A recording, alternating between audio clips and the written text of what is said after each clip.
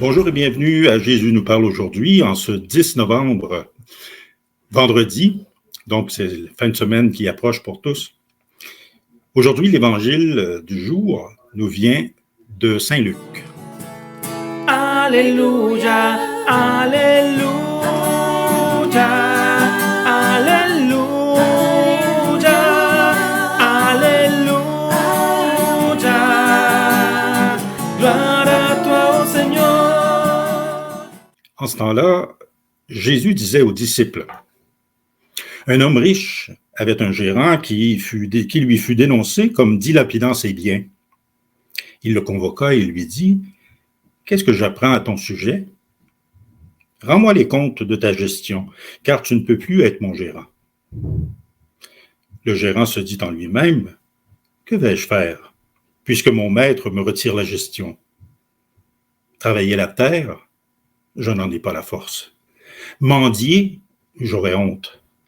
Je sais ce que je vais faire. Pour qu'une fois renvoyé de ma gérance, des gens m'accueillent chez eux. » Il fit alors venir, un par un, ceux qui avaient des dettes envers son maître. Il demanda au premier, « Combien dois-tu à mon maître? » Il répondit, « 100 barils d'huile. » Le gérant lui dit, « Voici ton reçu, inscris-y 50. » Puis il demanda à un autre, « Et toi, combien dois-tu? » Il répondit, « 100 sacs de blé. » Le gérant lui dit, « Voici ton reçu, et qui écrit 80. » Le maître fit l'éloge de ce gérant malhonnête, car il avait agi avec habileté. En effet, les fils de ce monde sont plus habiles entre eux que les fils de la lumière.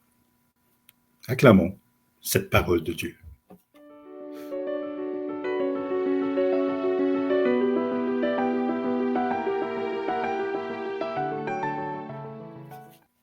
C'est un texte intéressant aujourd'hui, comme à tous les jours, parce que la parole de Dieu, comme on se le dit souvent, elle est vivante. La parole de Dieu, elle est, à tous les jours, elle nous dit quelque chose de différent. Aujourd'hui, elle nous dit qu'on ne triche pas avec Dieu. C'est ce que Jésus veut bien nous faire comprendre par son enseignement. Comme homme et comme femme, on peut tricher entre nous, mais pas envers Dieu notre Père.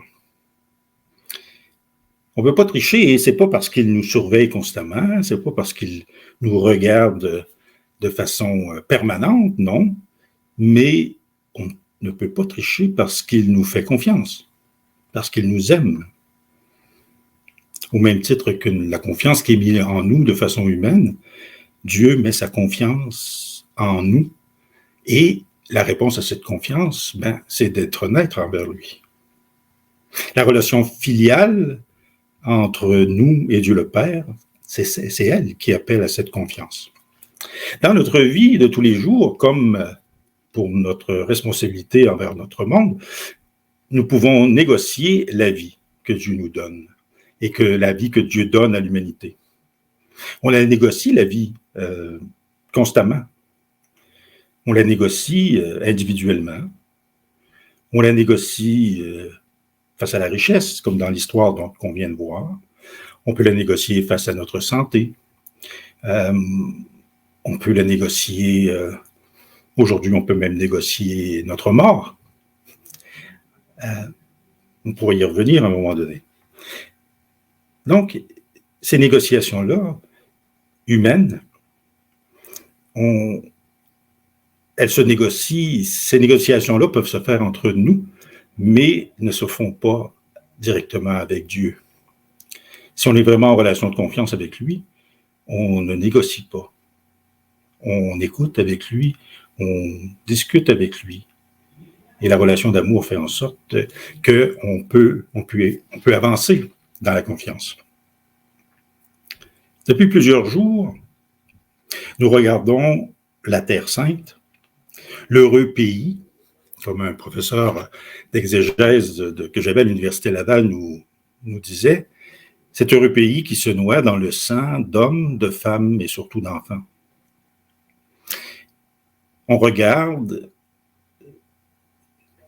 des images qui ne sont plus aucunement censurées. et on se dit de où nous sommes assis, on compatit, on peut trouver ça épouvantable, on peut prier, mais en même temps, que nous regardons un peuple en anéantir un autre, et qu'on le fait sans broncher, il faut se reposer la question sur quelle sorte de gérant nous sommes. Dieu nous a confié, comme dans l'histoire, la gérance de sa création. Il nous a confié aussi la gérance de son amour dans notre monde, d'être les véhicules de son amour pour nos frères et nos sœurs et pour nous-mêmes.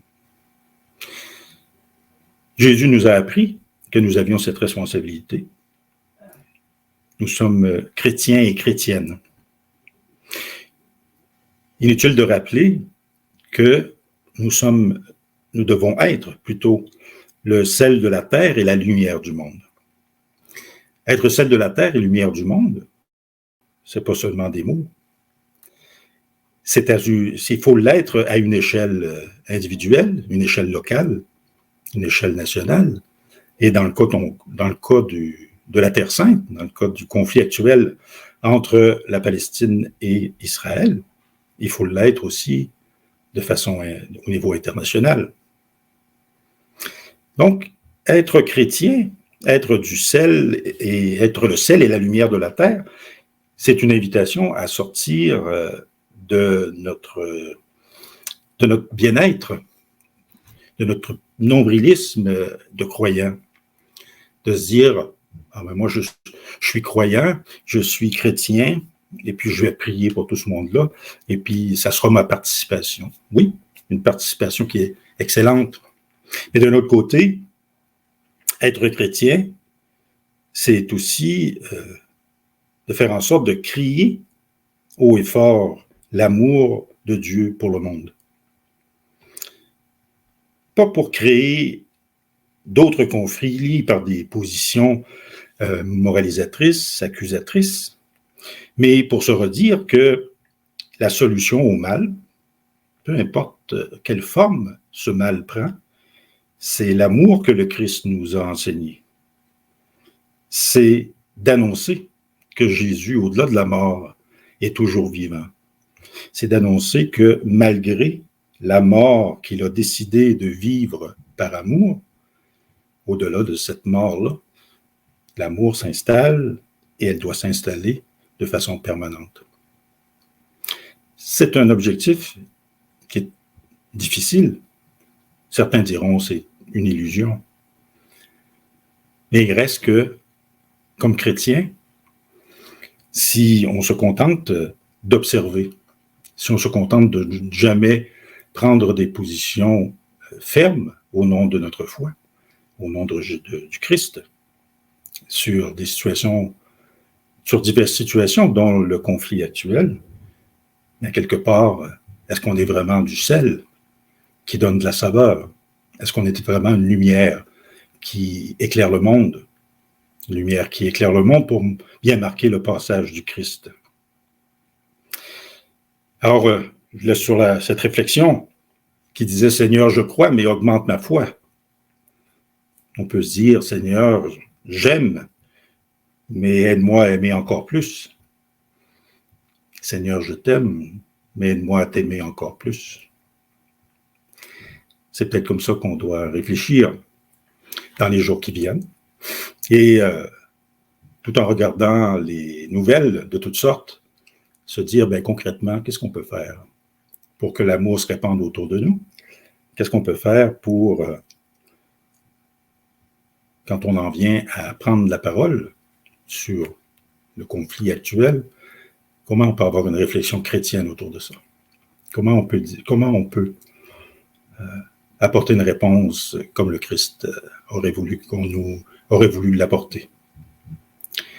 Je vous souhaite une bonne fin de semaine et on se revoit bientôt. Au revoir.